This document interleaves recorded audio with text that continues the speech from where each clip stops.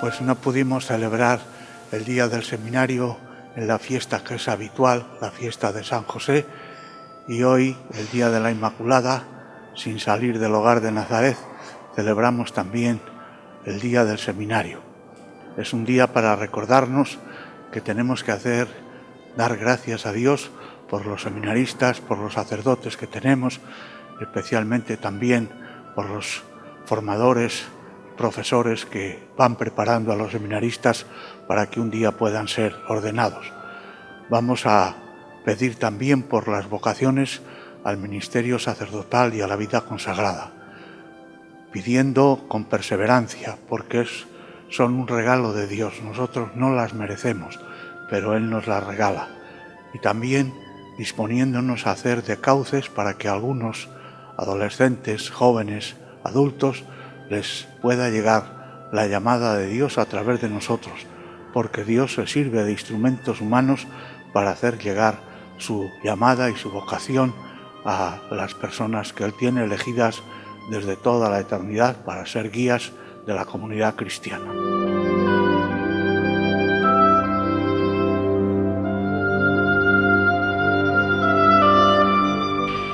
Celebramos hoy, como bien sabéis, la solemnidad de la Inmaculada Virgen María.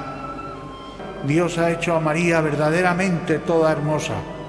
Ha reunido en ella las bellezas particulares distribuidas en las demás criaturas y la ha constituido como ornamento común de todos los seres visibles e invisibles.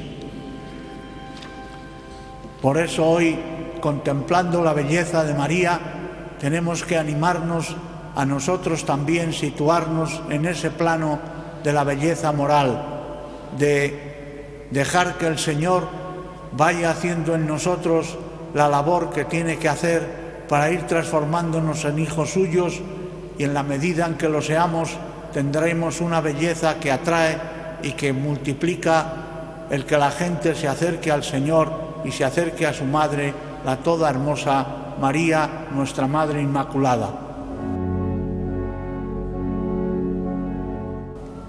Hoy celebramos también el día del seminario. No lo pudimos celebrar el día en que tradicionalmente lo celebramos, que es el día de San José, porque San José, cuidando a María y a Jesús, que Él es el sumo, único y eterno sacerdote, se puede decir que es el que mejor representa toda la labor de los que constituyen el seminario, los seminaristas, los formadores y los profesores. ¿Cuántas vocaciones sacerdotales se deben a los buenos ejemplos de un cura en su parroquia, de unas catequistas, de gente que ha dado buenos ejemplos?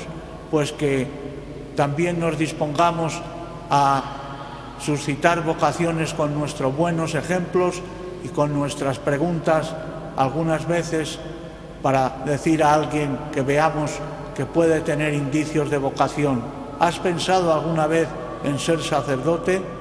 ¿Te has dado cuenta de la labor del sacerdote, qué categoría tiene porque se sitúa a un nivel espiritual? Pidamos por las vocaciones y también trabajemos por ellas.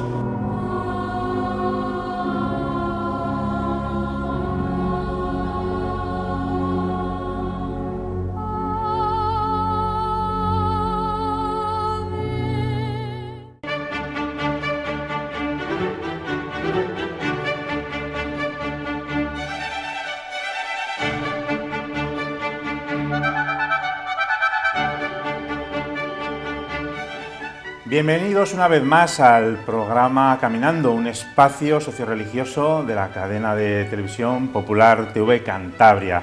En esta ocasión vamos a hablar de uno de los edificios más emblemáticos de la ciudad de Santander, que es la parroquia, la iglesia, el templo de Santa Lucía. El jueves 10 de diciembre se va a presentar el libro Parroquia de Santa Lucía de Santander, 150 aniversario. Y con motivo de esta presentación hemos traído aquí al editor, al responsable de la publicación, que es Alfredo Alonso. Bienvenido, Alfredo. Muchas gracias. Un saludo muy cordial a todos los oyentes. En 2018, en el año 2018, hasta el 2019, tuvo lugar el 150 aniversario de la parroquia de Santa Lucía. Había un lema, ¿no?, que rezaba una gran familia de creyentes.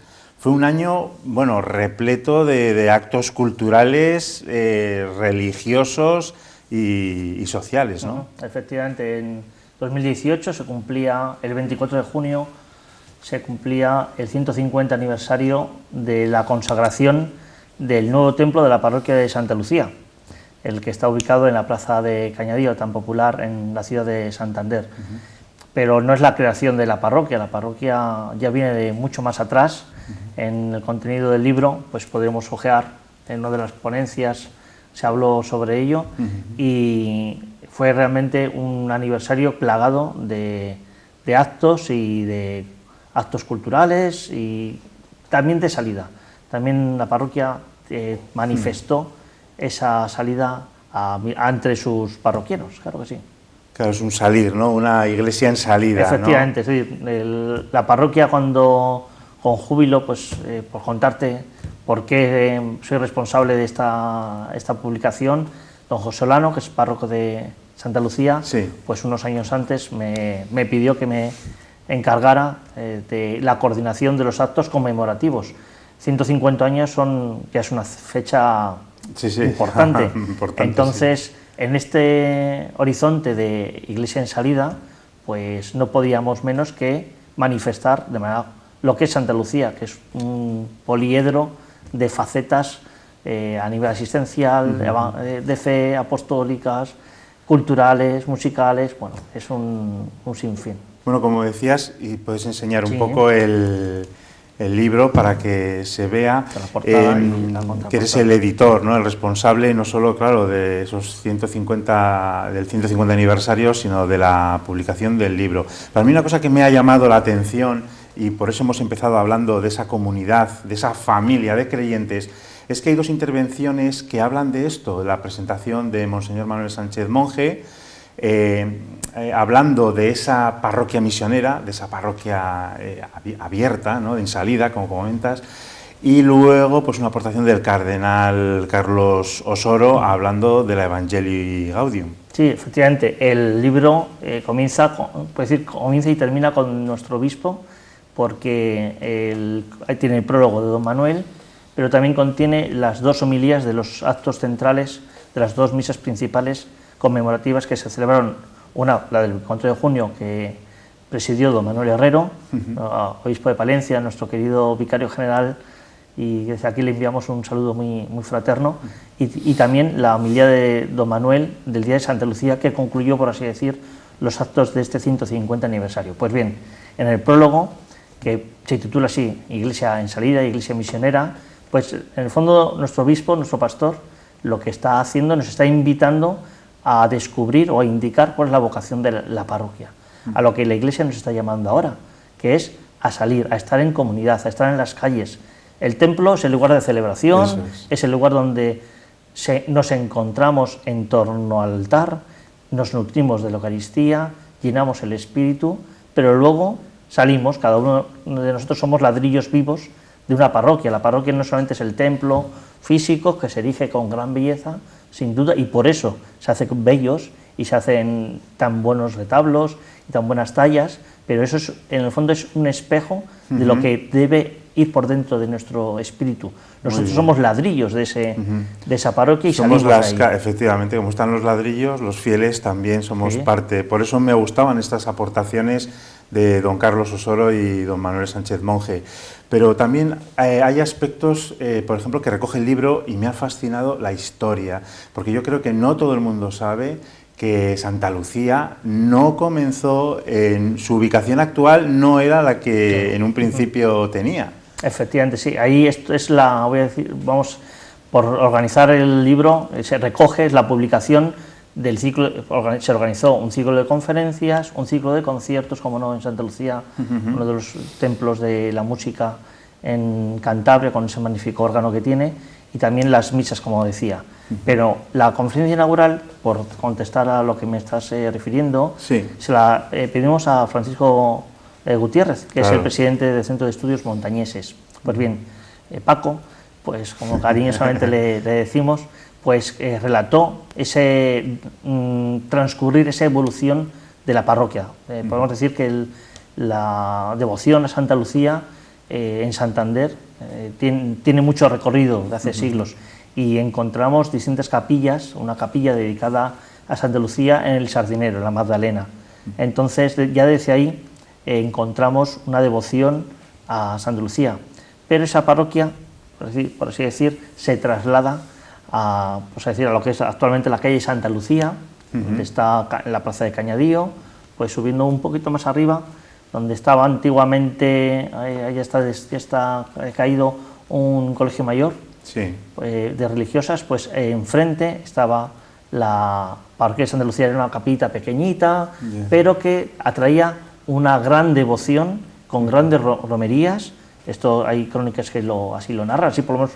Sí, está reflejado en el libro, ¿no? Lo refleja Paco mucho mejor que yo, sin duda. Sí. Pues cómo había una gran devoción, y en torno a esa capillita, que apenas entraban 4 personas, bueno, 4 personas es un modo de decir, sí, pues alrededor, con grandes campos, se celebraban grandes romerías, y la gente bailaba, peregrinaba y celebraba la fe en torno a Santa Lucía. Con el paso del tiempo, esa parroquia, el templo, ya no daba, quedaba muy pequeña. Quedaba pequeña, sí. Muy pequeña. Ten en cuenta que en aquel momento, en Santander de aquel momento, tenemos la iglesia del Santísimo Cristo, arriba lo que es hoy la catedral, que sería la iglesia colegial, la coparroquia de Consolación, y luego diseminadas distintas capillas por el territorio de la ciudad de Santander. Entonces, se necesitaba un templo con gran magnitud, y es cuando se impulsa Zabaleta, pues el arquitecto Zabaleta, pues que de gran recorrido. Sí, A esto aquí también lo cuenta también Paco Gutiérrez, lo cuenta, el recorrido y la desinteresada actuación que tiene para erigir un templo con dignidad en Santander. Sí, porque Zabaleta es autor de bastantes obras muy importantes. El Mercado del Este, por ejemplo, es también diseño suyo. Era un arquitecto de Madrid que pues, acaba en Santander y nos entrega pues, un hombre también nos entrega grandes obritas, ¿no? Sí. Pero es un hombre de gran formación, científica de su ámbito, lo cual fue también todo un lujo tenerlo aquí, ¿no? La providencia sabe hacer bien las cosas. Hay una cosa muy importante, que este templo ha sido como es el sustituto de la catedral, se puede decir, ¿no? Sí. Un poco, cuéntanos bueno, en qué momentos, porque creo que ha sido 2 veces ha sustituido a la catedral. En lo que yo tengo conocimiento, principalmente cuando, no tanto la parroquia del Santísimo Cristo, sino como la catedral, cuando tuvo que ser restaurada en los años 90, os voy a contar la parte que yo recuerdo con más cercanía, más cercanía, aunque me tocó siendo un niño, ¿no? Sin duda. Pues en los momentos en decir que estaba poco cuidada y era necesario intervenir el templo de la catedral, pues todos los actos catedralicios pasaron a Santa Lucía. Y esto estamos hablando de los años 90, 91, 92, 93, en ese arco. Yo ya recuerdo el año 94, 95, 96, que ya la catedral empezó a funcionar y a trasladarse todos esos actos. Sin duda, la factura que tiene Santa Lucía, de una sola nave, que recuerda a las grandes basílicas romanas que hay, que se dicen. Totalmente. Es un lugar de encuentro, que es la asamblea. Bueno, en el fondo es como un sinónimo de eclesia, en el término griego significa asamblea, ¿no? Asamblea, y esas asambleas se celebran en las basílicas romanas. Originalmente eran los sitios, voy a decir, del mercado, los lugares donde se encontraba la gente. Luego eso, cuando pasa el hecho cristiano, se transforma en un templo basílica como un lugar sin ningún tipo de columna, pero donde todos nos vemos, donde todos nos encontramos. Hay otro aspecto, Alfredo, y este te toca más de cerca, como consejero nacional de la Asociación Católica de Propagandistas. es la presencia de don Ángel Herrera Oria, uno de los españoles más insignes que tenemos aquí. Sí, efectivamente, don Ángel, el siervo de Dios Ángel Herrera Oria, pues me toca de lleno, efectivamente, pues todavía mantengo siendo secretario del Centro de Santander de la Asociación Católica de Propagandistas, y cuando se diseñó el ciclo de conferencias, Santa Lucía es una realidad, como hemos dicho, poliédrica. Entonces, las personas que pasaron por Santa Lucía también configuran lo que es la parroquia, ¿no? Y una de las personalidades más señeras la que pasó por esta parroquia fue Ángel Herrera Oria. Don Ángel es bautizado el 19 de diciembre, el 20 de diciembre, perdón, nace el 19 de diciembre y es bautizado el 20 de diciembre en la parroquia de Santa Lucía. Su familia pertenecía a esta parroquia. Don Ángel ejerce el sacerdocio en la parroquia de Santa Lucía entre el año 41 y es ordenado en Santa Lucía el 30 de junio de 1947. Y él siempre a Santa Lucía tuvo un grandísimo cariño, entonces no dedicarle un tiempo a Santa Lucía, a don Ángel, pues parecía que era un debe, ¿no? Hay que recordar que don Ángel, antes de ser sacerdote, por así decir, era uno de los laicos más activos, por no decir el más activo del primer tercio del siglo XX. Fue director del Debate durante 22 años, un periódico de una gran potencia periodística, con un gran rigor, pero también era presidente de la Asociación Católica de Propagandistas.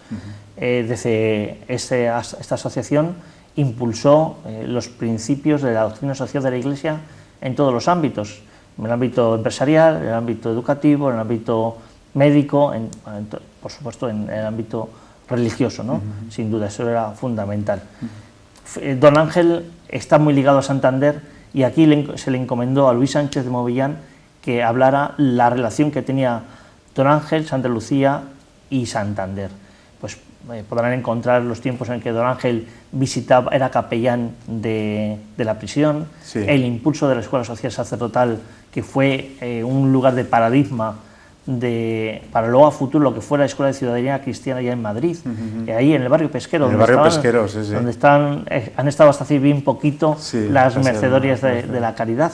Don Ángel, que las llamaron para poder atender, ¿no?, a los sacerdotes. Don Ángel llamó a esta congregación para que atendiera pues esta escuela de excelencia, de formación sacerdotal, para que estuviesen sensibles, formados, preocupados por las cuestiones sociales. Muy bien. Don Ángel tenía en ese sentido un horizonte muy claro. Muy claro, sí. Y bueno, un personaje que además está en proceso de beatificación, y eso es muy importante. Su causa está en estudio. Don Ángel escribió mucho. Entonces, uno de los asuntos que nos están expresando en Roma es que hay que leer mucho. Claro. Entonces, pues bueno, yo desde aquí ya pues les pido, recen a don Ángel, pídanle, era un hombre con capacidad de dirección, pero con gran vida interior. Es un perfil de persona que se necesita en el momento presente, en todos los momentos, pero muy especialmente en el momento presente. Así pues, Arturo, hay que pedir, a que don Ángel interceda, que nos envíe personas con capacidad de dirección, porque realmente los pueblos son lo que son sus directores. Entonces, si tenemos grandes directores de sociedades, tendremos un gran progreso en sociedad. Muy bien, Alfredo. Un protagonista muy importante, don Ángel Herrera Oria, pero otros protagonistas del libro son la música, ¿no? la importancia de la música, de los conciertos. Los conciertos no se pueden reflejar en el libro, es la única limitación que tenemos, pero el arte ha estado también muy presente en el 150 aniversario, y también está reflejado en el libro. Efectivamente.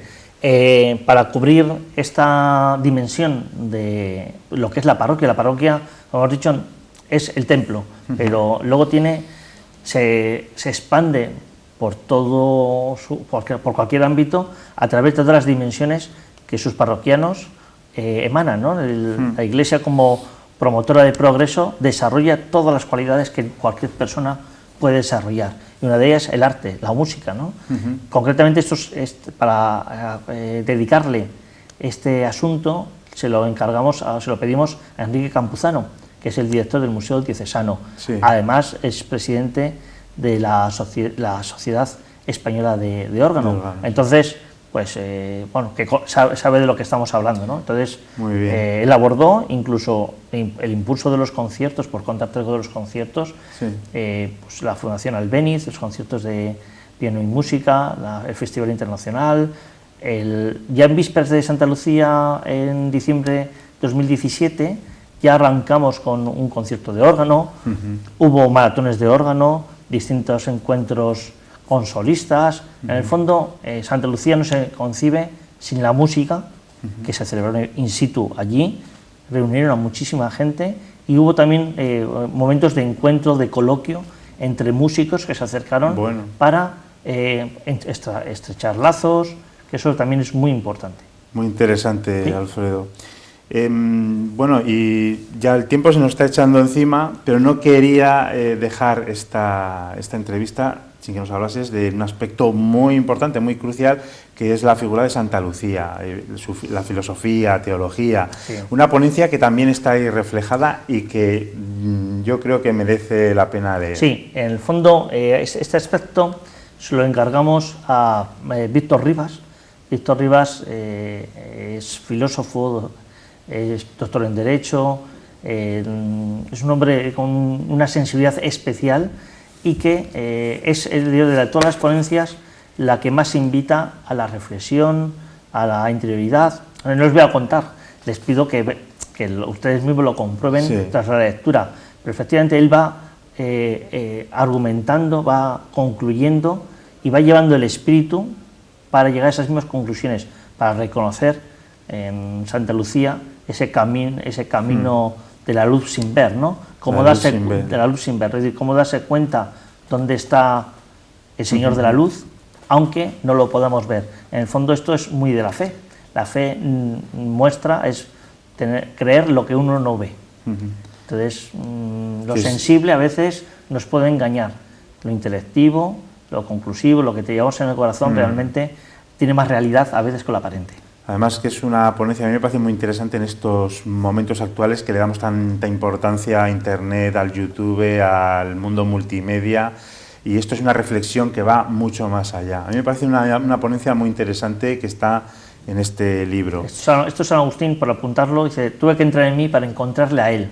Efectivamente, los medios, YouTube y demás, son medios, pero tenemos que dotarlo de sustancia para que los medios cobren efectividad.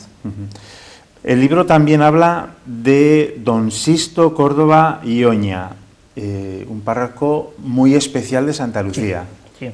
Hasta aquí, hasta la ponencia de Víctor Rivas, sería el ciclo que organizamos inicialmente, pero la edición del libro, pues por muy distintas razones, se iba dilatando, no lo terminábamos de la edición, y se celebró en el Ateneo de Santander una ponencia de Rosa María Conde y Jerónimo de la Hoz Regules, dedicada a quien representa un tercio de la vida de la parroquia. De 150 años, 50 son los que dedicó don Sisto a entregarse a la parroquia de Santa Lucía. Pero don Sisto no solamente era párroco de Santa Lucía y tiene su magnitud por ello.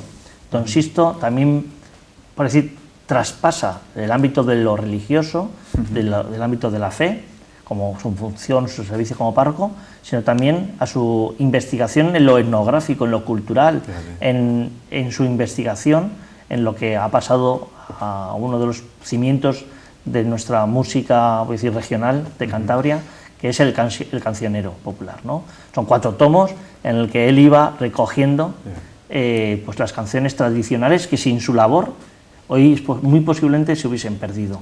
Estos sacerdotes tan importantes que nos han revalorizado la cultura de Cantabria, o sea, que la historia, bueno, como Echegaray y otros tantos de pueblos que se han molestado en recuperar el patrimonio. Ese leitmotiv o ese soniquete que existe de que la Iglesia es contraria a la cultura o al progreso o a la ciencia, es un soniquete, pero que se queda en eso, que lo repiten mucho y se pretende demuestra lo contrario, que sea verdad, pero los hechos, lo que realmente importa, ¿no? En el fondo, quien ataca con argumentos anticatólicos se fundamenta mucho en los hechos, pues los hechos demuestran que ya los sacerdotes o personas en el ámbito de la Iglesia son los primeros preocupados en avanzar en la ciencia y por tanto en el progreso. Pues hay que leer ese apartado de don Sisto. Bueno, yo creo que ya se nos ha abierto el apetito por leer este libro y nos tienes que comentar dónde podemos adquirirlo y qué precio tiene. Sí, el libro se va a adquirir en la Parroquia de Santa Lucía a un precio de 18 euros. Exclusivamente se va a vender en la sacristía y aunque el libro lo edita Estudio y también con la ayuda de la Fundación Botín, que desde aquí, por supuesto, tengo que agradecer pues que haya colaborado para la promoción, porque en el fondo pues es una obra pues que merece bien la pena, pero que a veces es necesaria una serie de colaboraciones para que se hagan adelante. Entonces, desde aquí agradezco a la Fundación Botín y a Librería Estudio pues su labor y su apoyo para la publicación. Pero bueno, a la Parroquia de Santa Lucía 18 euros. Muy bien. Bueno, además de, no solo has venido a hablar de tu libro, ¿no? Como se dice, sí, también queremos hablar de la presentación de que es muy importante, que va a tener lugar este jueves a las 7 de la tarde en el Ateneo. Cuéntanos quién va a participar, supongo que tendrá un aforo limitado y cómo podemos seguirlo. Vamos. Hombre, yo aclaro que yo soy el editor del libro, o sea, el responsable de la publicación, pero participan pues o sea, los ponentes son los auténticos autores del libro, que son los protagonistas quienes están dando parte de su esfuerzo y que se queda aquí reflejado y que tiene vocación de quedarse en el tiempo para reflejar lo que Santa Lucía es y fue y va a ser en un futuro, ¿no? Pues bien, la presentación efectivamente este jueves día 10 de diciembre a las 7 en el Ateneo de Santander. Van a participar, pues además de don José Olano, que es párroco de Santa Lucía, pues estará también nuestro obispo, don Manuel, nos va a acompañar nuestra alcaldesa, doña Gema, y presididos por don Manuel Ángel Castañeda, presidente del Ateneo. Además, pues también me van a dejar a mí también participar, así que estoy contento pues poder ayudar a dar a conocer en lo que fue ese 150 aniversario. Sobre el aforo, efectivamente, la situación sanitaria todavía nos exige ser disciplinados, entonces se tiene un aforo limitado conforme a las normas vigentes que están establecidas. Pero también hemos habilitado, o se va a habilitar, la página web del Ateneo, atesan.es, si mal no recuerdo. Pinchando ahí va a haber una ventanita que pone emisión en directo y ahí se puede acceder a la presentación, al acto de presentación. Yo ya he estado revisando en algunos otros actos que se han hecho así, se ve súper bien, no se tiene sensación de lejanía, está muy bien realizado, así que en el fondo, aunque físicamente no se esté en el salón de actos, también es necesario o se puede acceder a participar. ¿Hay que pedir cita previa o algo para asistir, para no de repente llegar a la puerta? No, aquí hay, en ese sentido, el conserje, pues cuando llegamos al límite, pues dirá, pues no se podrá pasar, ya a quienes quede fuera, pues ya le voy a pedir disculpas, pero en ese sentido no podemos hacerlo así, como así en otros muchos actos que se están organizando, ¿no? Bueno, pues muchas gracias, Alfredo, por haber venido aquí y habernos presentado este libro. Y nada, pues ya saben, tienen la posibilidad de ir al Ateneo a disfrutar de esta presentación o bien seguirla por internet el jueves a las 7 de la tarde. Y nada, pues nos despedimos de Alfredo, muchas gracias. Muchas gracias y un saludo muy cordial a todos. Y bueno, pues y con ustedes nos vemos pues en el próximo Caminando.